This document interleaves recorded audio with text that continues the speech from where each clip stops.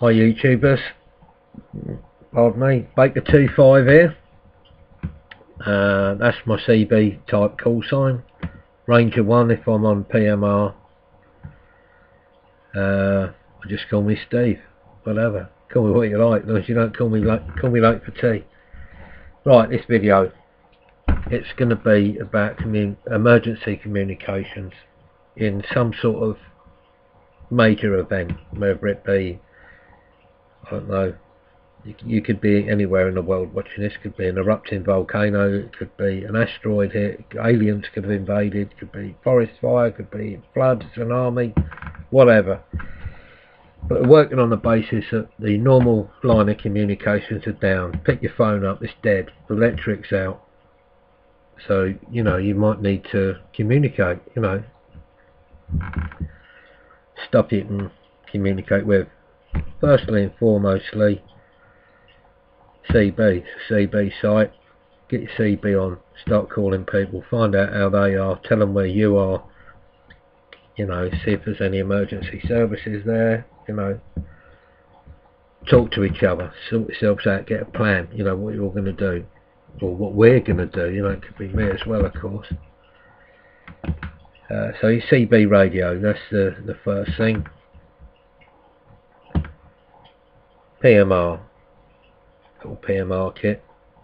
If you're not sure what PMR is, obviously it's a little walkie-talkie.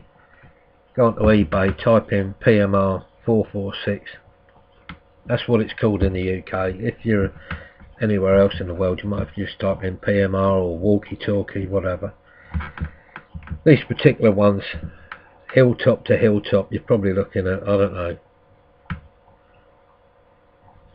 Now this is not going to be carved in stone, but you're probably looking at between 3 and 15 miles, depends, you know, on a lot of things. You don't know what could be flying around in the atmosphere, but they are what they are, and you know, no matter what you say, no matter what you do in the comment section down here, they're going to only get as far as they are, depending on whether, you know, battery condition and whatnot. I mean, you might be lucky, you might get 20 miles, but it's a rule of fun. Let's just say, even if it was only 3 miles, 3 miles is a long way, you know, particularly if you were in a group, you know, looking for maybe other survivors or family members or whatever. You know, 3 miles, 3 miles at the end of the day.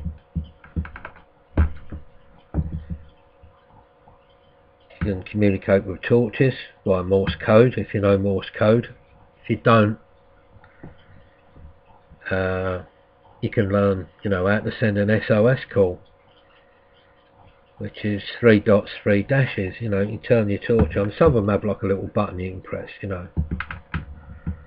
But if you haven't got one of them, you can just shine your torch out to wherever you think and just do the 1, 2, 3 dots, and then 1,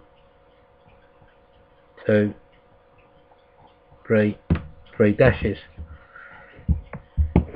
So that's another way of doing it, depending where you are, of course, and what your emergency is. You know, you could be anything. Could be after a asteroid, aliens invaded, tsunami, God forbid. You know, some horrible things happen, don't they? If you want to get seen, it's daytime, high-vis jacket. Even at night, in actual fact, only takes a little bit of light. You can be seen for miles on one of them. So what we covered so far: CB, PMR, flashlights. You know, let's be honest, if you're in a situation like that, some other kit that you might need if you have to cut and run. What you got in you know, in your house, most people have got a torch. So number 1, throw the torch in your pocket. 2, make sure you've got something that you can start a fire with, you know, matches or a cigarette lighter.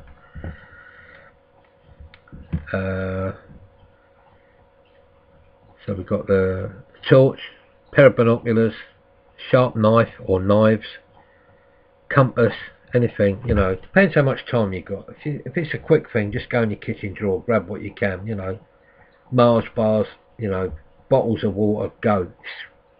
need to get yourself safe. You know, you might find you have to possibly protect yourself as well, you know, 'cause sometimes us human beings are not good in a situation, are we? You know, we start sort of taking out on everyone else around us, particularly if you're hungry, frightened, thirsty, that sort of thing. So make sure that you're able to look after yourselves and your families. Other stuff, what other stuff can you do? If you I don't know, in the middle of nowhere and that's where you have to get yourself safe, you could put something down on the floor. You know, you could start a fire. You know, you'd be seen for miles by a fire. Or you could put stuff down, you know, in the shape of a big help, you know, from the air, be seen, you know, pretty well. White sheets, whatever. If you're stuck in your house, you could use a broom handle with something white on the end of the shirt or whatever, wave that about. You know, you get the idea.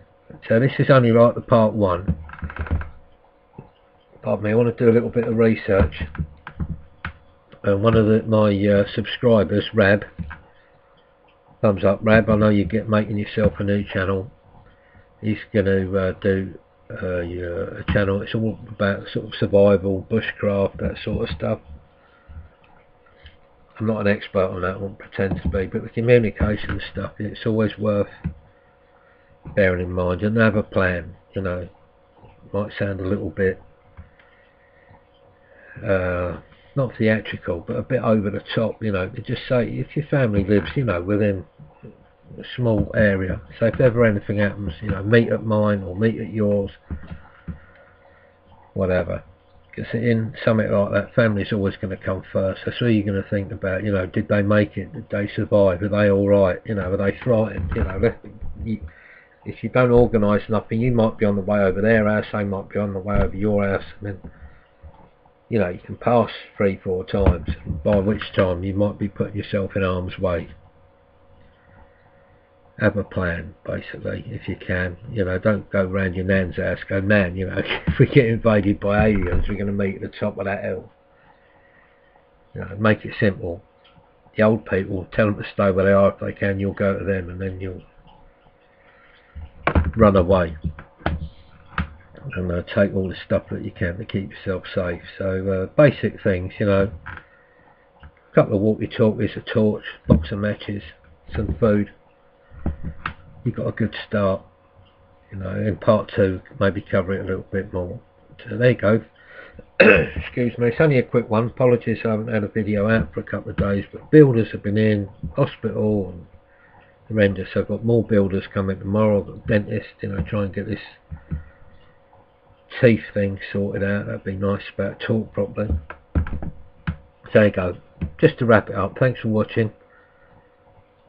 More to follow. And if you haven't subscribed already,